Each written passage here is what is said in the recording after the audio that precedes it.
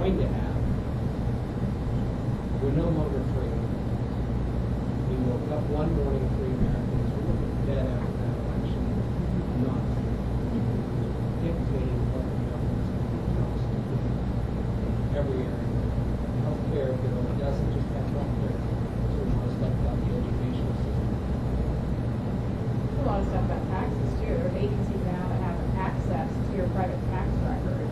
I can't get a copy of the tax bill, which is kind of ironic. All kinds of proposals.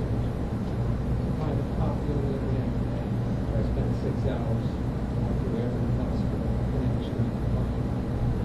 I emailed John McCain. He gets back to me. Probably even got a hold of Pelosi's website. Didn't expect to hear from Meredith on that exactly as quick response to me.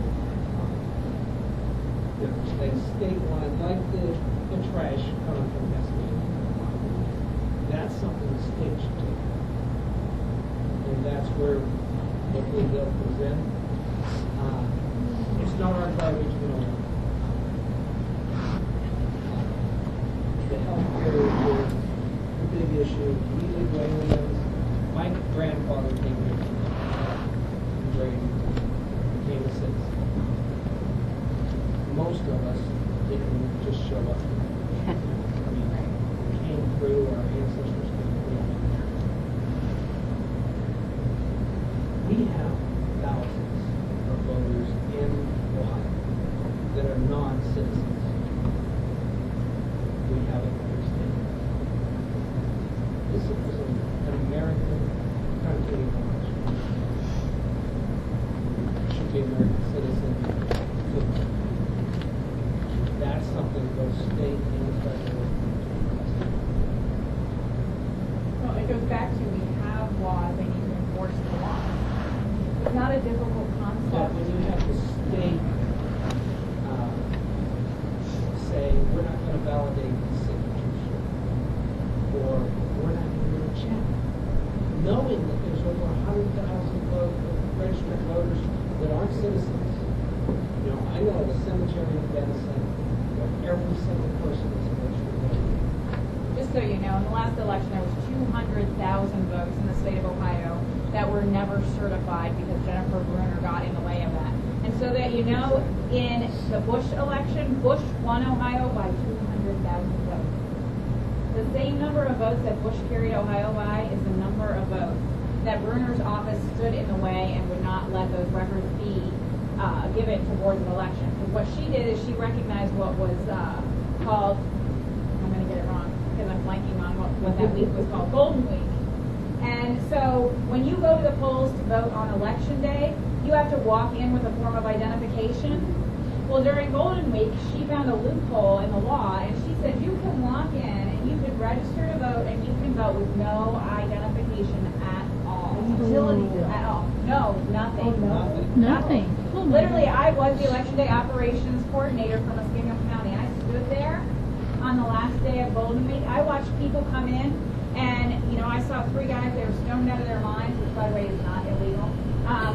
But they couldn't so much as sign their name to the form. Each of them had a separate board of elections officer helping them fill out the form. And the one guy looked at the other and he said, "Well, I don't even know who to vote for." And he said, "Well, just vote for those people on that piece of paper they gave you." And somebody else stand in there, and one's registering to vote, and the other one says, they said, "Well, why don't you register to vote?" And she said, "Well, I don't have my purse. I don't have any identification." They're like, "You don't need it." "Oh, well, in that case." And they brought them in by the van load in Zanesville, Ohio. I mean, you heard about it in the big cities. What you didn't know was it was going on in other places. Acorn's plan for the 2008 election included the 18th Congressional District. This district and Black Space's election was in their plan. And they were in Zanesville in force. They brought people in van load after van load, and nobody will ever know whether they were Ohio residents, whether they were valid voters. Because what happened is when they cast their vote, it went into an envelope. And there was a whole bunch of litigation that went on. And the courts made decisions, and the decisions went both ways, and it went up. And the final decision that was made on the day the envelopes all got opened said Jennifer Bruner could do what she was doing. And they were all pulled out of the envelope, and they were all every other ballot, and there was no way to identify them at that point. Because I looked in the 18th congressional district, and it was shocking to me the number of races that were less than 1 percentage point. Elections that close. And when you take that 200,000 votes and you divide it into 88 counties, and you look at the number of races that were so close, races like my state senator is Jimmy Stewart, and he is from the Athens area. The only Republican in office in countywide office in Athens County is Jill Thompson, who's a great friend of mine. She's the auditor. She ran.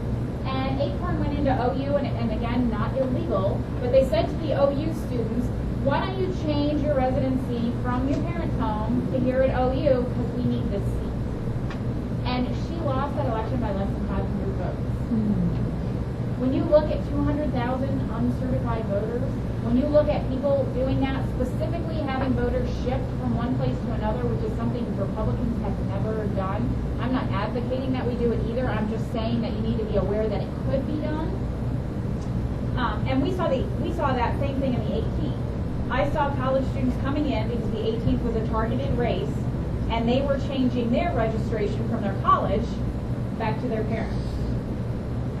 Because, there's certain people in categories like that where they can make that decision on where their residency is. And that impacts elections. When you have elections that sometimes are that narrow in scope, let's look at my primary. There are 8 people in my primary. Do you know how close this primary could be depending on how the votes go? Those votes all matter. The votes are significantly going to matter. This is an election where conceivably 20-some% determines the outcome of who's going against that space. You have 2 people, you have to take more than 50%, but that's not where we're at in my race right now. And strange things happen in 8-way primaries. So, all of that can make a huge impact. So, Deborah? Well, this is kind of shifting the topic a little bit, but, I think it's really easy for the average person to look to the large federal government with large resources and say, you need to solve our problem. But why on earth would the federal government think they can solve the healthcare problem? I claim that's a state's issue. Why should they even be a congressional and Senate, issue at all? Yeah, and when you look at the federal and the state budget, the number 1 expenditures are Medicaid, Medicare, and Social Security. Social Security hit the red for the first time this year because they had record numbers of people that went ahead and retired and record numbers of people that went on disability. Because these were people, if the economy was good, they would have worked longer. They would have worked past the disability. They would have worked past that retirement age. But when they looked around and they couldn't find another job, then those are the people that we don't see in the unemployment figures. Those are the people who have now shifted to that. Well, so now we've got a system in the red that we were hoping we could keep in the black for a few more years. And yet they're not addressing the elephant in the room. What are you going to do when your largest expenditures are Medicaid, Medicare, and Social Security? They're broken and nobody's fixing them. So how do you then turn around and say to the American people in good faith, we're going to take over 1/6 of the economy, but this time we're going to get it right? Seriously, you and I both know we don't trust them to do that. Talk to veterans. Ask them what their medical care looks like. I talked to a gentleman on the phone. It took him 4.5 years to get a hip replacement. Are we as American citizens willing to do that? That's what's differentiated us. That we have the best health care in the world. That when you have an issue, when my child breaks their leg, my expectation is Kendra, for instance, broke her ankle in 3 directions. It took 2 screws to put it back together. But we took her to the doctor, we went to the orthopedic specialist, and I think it was within a week. She had the surgery. And that's our expectation here today. What is our kids' expectation going to be if this is what we actually implement? Talk to a veteran. Talk to people who are under some of these systems that aren't working correctly right now today. So I totally agree with you. And I think the other issue too is, our whole system is based on these checks and balances.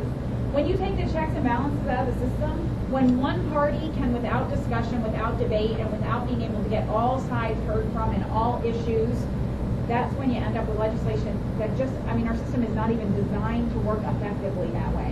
Which is why the history of our nation is, you're going to see a big vote shift in November of this year, because the American people understand that.